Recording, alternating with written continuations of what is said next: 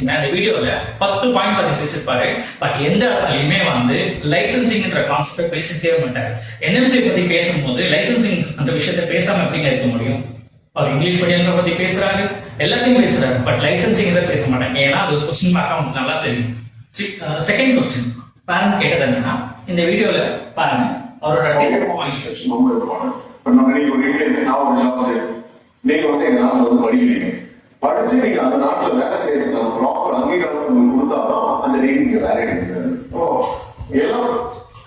இவர் சொல்றது என்ன அப்படின்னா, அங்க படிச்சு வேலை செய்யறதுக்கான அங்கீகாரம் கொடுத்தாதான் இங்க இந்த டிகிரி வேலிட். எஸ், கண்டிப்பா.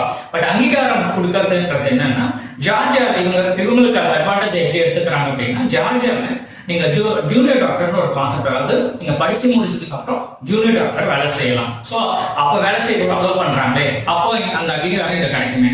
என்எம்சி கேட்கறது அது கிடையாது. அங்க உங்களுக்கு ஒரு ரிஜிஸ்டர் ஆர் லைசன்ஸ், இந்த ரெண்டு விஷயத்த அவங்க கான்செப்ட் பண்றாங்க. சோ அதுதான் இம்பார்ட்டன்ட். இப்ப ஜூனியர் டாக்டருக்கு ரிஜிஸ்ட்ரேஷன் இருக்கான்னா கண்டிப்பா கிடையாது. சோ ஜார்ஜியாவை பொறுத்த வரைக்கும் அவங்க ஒரு டாக்டர் கிராஜுவேஷன் முடிச்சதுக்கு அப்புறம் அவங்க அலோவ் பண்ண போறாங்க. இந்த கான்செப்ட் புரிஞ்சுக்கணும்னா நீங்க ஃபார் எக்ஸாம்பிள் வியட்நாம் எடுத்துக்கோங்க. வியட்நாம்ல படிக்கிறீங்க, படிச்சு முடிச்சு லைசன்ஸ் வாங்கினா என்ன பண்ணணும்னா மினிமம் 1.5 வருஷம் இன்டர்ன்ஷிப் படிக்கணும். படிச்சு முடிச்சதுக்கு அப்புறம் தான் நீங்க அங்க லைசன்ஸ் எக்ஸாமுக்கு அப்ளை ஆக முடியும். சோ அப்ப இந்த 1.5 வருஷம் எனக்கு அலோவ் பண்ண விடுறாங்களே, அது வந்து எனக்கு போதுமா அப்படின்னு நான் இங்க லைசன்ஸ்க்கு அப்ளை பண்ண முடியுமானா கண்டிப்பா அக்செப்ட் பண்ண மாட்டாங்க. ஏன்னா நீங்க லைசன்ஸ் வாங்கலாம், அங்க ஒரு லைசன்சிங் இருக்கு. அதே மாதிரி ஜார்ஜியால லைசன்சிங் இருக்கு. பட் என்னன்னா, எப்படி வியட்நாம்ல 1.5 வருஷம்ன்றாங்களோ அது மாதிரி இவங்க என்ன சொல்றாங்கன்னா, போஸ்ட் கிராஜுவேஷன் நீங்க டிகிரி முடிச்சதுக்கு அப்புறமா ஒரு என்ட்ரன்ஸ் எழுதுங்க, என்ட்ரன்ஸ் எழுதி போஸ்ட் கிராஜுவேஷன் போங்க. போஸ்ட் கிராஜுவேஷன் முடிச்சதுக்கு அப்புறமா நீங்க லைசன்ஸ் வாங்க முடியும், லைசன்ஸ்க்கு அப்ளை பண்ண முடியும்.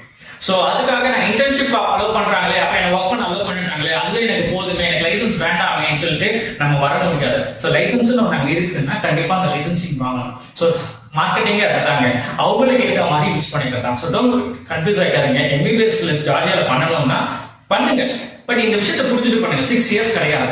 6 இயர்ஸ்க்கு அப்புறம் நீங்க போஸ்ட் கிராஜுவேஷன் பண்ணணும். அது 2 இயர்ஸா 3 இயர்ஸான்றது டிபெண்ட் ஆன் யோர் இண்டிவிஜுவல். என்ன நீங்க ஸ்பெஷலைசேஷன் எடுக்கிறீங்க, எவ்வளவு நாள்ல நீங்க முடிக்க போறீங்க. ஸோ இதை தெரிஞ்சுக்கோங்க. ஸோ இதுதான். ஸோ மார்க்கெட் பண்ணும்போது அவங்களோட ப்ராடக்ட் அவங்க மார்க்கெட் பண்றாங்க. ஸோ அவங்களுக்கு என்ன தேவையோ அதுக்கேற்ற மாதிரி சொல்லிக்கிறாங்க. நீங்க தான் உங்களோட பசங்களோட ஃபியூச்சர், பசங்க ஸ்டூடெண்டை பொறுத்தவரைக்கும் உங்களோட இண்டிவிஜுவல் ஃபியூச்சர் இருக்கு. ஸோ அதனால கன்ஃபியூஸ் ஆகிக்காதீங்க, தெளிவா ஒரு முடிவெடுங்க.